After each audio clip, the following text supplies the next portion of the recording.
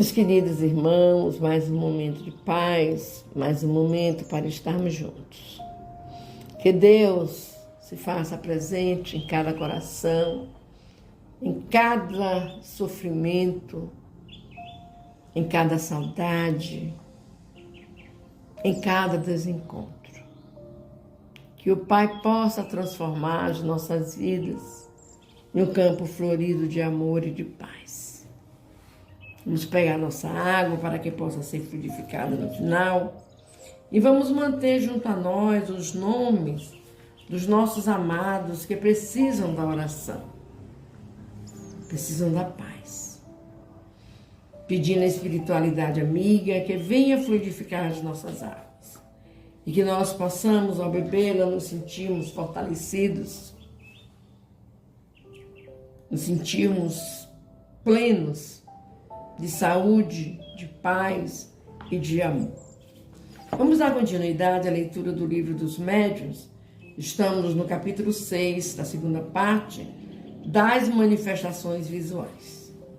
Hoje nós iremos ler e iniciar o ensaio teórico sobre as aparições. As manifestações aparentes mais comuns se dão durante o sono. Por meio dos sonhos, são as visões. Os limites deste estudo não comportam o exame de todas as particularidades que os sonhos podem apresentar. Resumiremos tudo dizendo que eles podem ser uma visão atual das coisas presentes ou ausentes, uma visão retrospectiva do passado, e, em alguns casos excepcionais, um pressentimento do futuro. Também, muitas vezes, são quadros alegóricos que os espíritos nos põem sob as vistas, para dar-nos úteis avisos e salutares conselhos, se se trata de espíritos bons, para induzir-nos em erro e nos lisonjear as paixões, se são espíritos imperfeitos, o que nolo apresenta. A teoria que se segue aplica-se aos sonhos, como todos os outros casos de aparições. Temos para nós que faríamos uma injúria aos nossos leitores se nos propuséssemos a demonstrar o que há de absurdo e ridículo no que vulgarmente se chama a interpretação dos sonhos. As aparições propriamente ditas se dão quando o vidente se acha em estado de vigília e no gozo da plena e inteira liberdade das suas faculdades. Apresentam-se, em geral, sob uma forma vaporosa e diáfana, às vezes vaga e imprecisa. A princípio, é quase sempre uma claridade esbranquiçada, cujos contornos, pouco a pouco, se vão desenhando. De outras vezes, as formas se mostram nitidamente acentuadas, distinguindo-se os menores traços da fisionomia, a ponto de se tornar possível fazer-se da aparição uma descrição completa. Os ademanes, os aspectos são semelhantes aos que tinham o espírito quando viu. Podendo tomar todas as aparências, o espírito se apresenta sobre a que melhor o faça reconhecível, se tal é o seu desejo. Assim, embora como espírito nenhum defeito corpóreo tenha, ele se mostrará estropiado, coxo, corcunda, ferido, com cicatrizes, se isso for necessário, a prova da sua identidade. Ésopo, por exemplo, como espírito, não é disforme.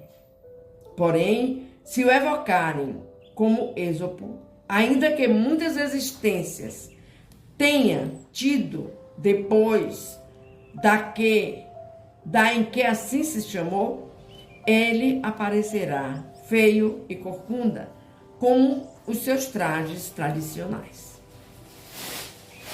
Coisa interessante é que, salvo em circunstâncias especiais, as partes menos acentuadas são os membros inferiores, enquanto que a cabeça, o tronco, os braços e as mãos são sempre claramente desenhados. Daí vem que quase nunca são vistos a andar, mas a deslizar sobre as sombras, como sombras. Quanto às vestes, compõe-se ordinariamente de um amontoado de pano, terminando em longo preguiado flutuante, com uma cabeleira ondulante e graciosa, se apresentam os espíritos que nada conservam das coisas terrenas. Os espíritos vulgares, porém, os que aqui conhecemos, aparecem com os trajes que usavam no último período de sua existência. Meus irmãos, muitos são irmãos que falam dos sonhos que tiveram e falam e explicam tudo o que aconteceu, como foi que aconteceu, na esperança de que alguém mais instruído dentro da doutrina possa trazer-lhe uma interpretação. É necessário que prestemos atenção ao que vivemos durante o dia, como estamos durante esse período, o que foi que aconteceu nesse período e como nós levamos para a nossa noite de sono esses acontecimentos. Quanto mais tranquilo for, mais tranquilo também serão os seus sonhos. Não tenham medo, não busquem explicação para o que não tem explicação. Simplesmente vivam e busquem entender. Obrigado, meu Deus. Obrigado. Que nós possamos, Pai, realmente conhecer. E à medida que formos conhecendo a nossa doutrina consoladora, nós vamos entendendo os fatos, as verdades, os acontecimentos. Nós te louvamos, nós te damos graças, e graças, e graças. Tende misericórdia, Pai, da humanidade sofrida. Tende misericórdia dos nossos irmãos que sofrem com doenças, muitas vezes doenças terminais, doenças kármicas, que se encontram sobre um leito, sofrendo, buscando entender o porquê ali estão. Mas é necessário, meus amores, que nós entendamos uma coisa. Nada nos acontece por acaso. Tudo se faz necessário para que entendamos o porquê dos acontecimentos. Nada é por acaso, meus queridos irmãos. Pedimos também ao Pai, pelos nossos irmãos queridos, que sobrevivem com os problemas psiquiátricos, emocionais. Sabemos, Senhor, o quanto é dolorido, o quanto é penoso. Mas, como eu disse antes, nada é por acaso. Que tenhamos esse entendimento. Te pedimos pelos lares, pelas famílias, Pai, que Nossa Mãe Maria esteja sempre presente nos lares, colocando aí gotículas de paciência, de amor, de paz, e que os lares se tornem verdadeiro templo divino.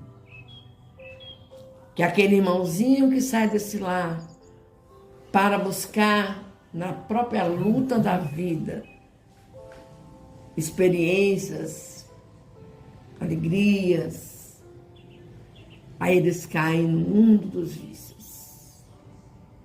Tende misericórdia, meu Deus. E que esses irmãozinhos possam descobrirem a tempo o quanto estão no caminho errado. Retorne.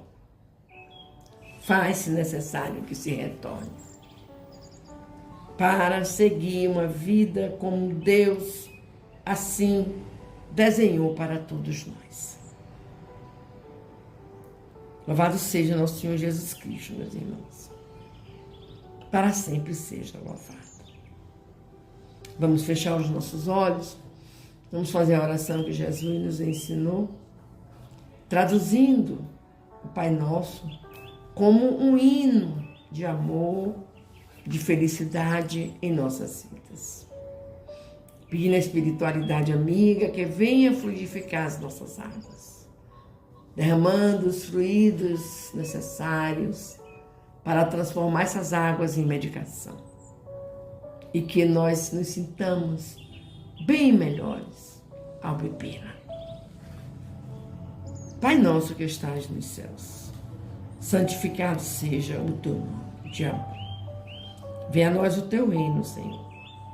Seja feita a tua vontade, assim na terra como nos céus. O pão nosso de cada dia nos dai hoje e sempre. Perdoa, Pai querido, as nossas ofensas, assim como nós perdoamos a quem nos tenha ofendido. Não nos deixeis cair em novas perturbações, mas livra-nos, Pai, de toda maldade, toda inveja, todo orgulho, todo egoísmo. Nos liberta, Pai, pois teu é o poder, o reino, a honra e a glória, hoje, agora e sempre. E nada poderíamos, Pai, ser sem o teu amor. Louvado seja, Pai. Louvado seja o Senhor, para sempre seja louvado.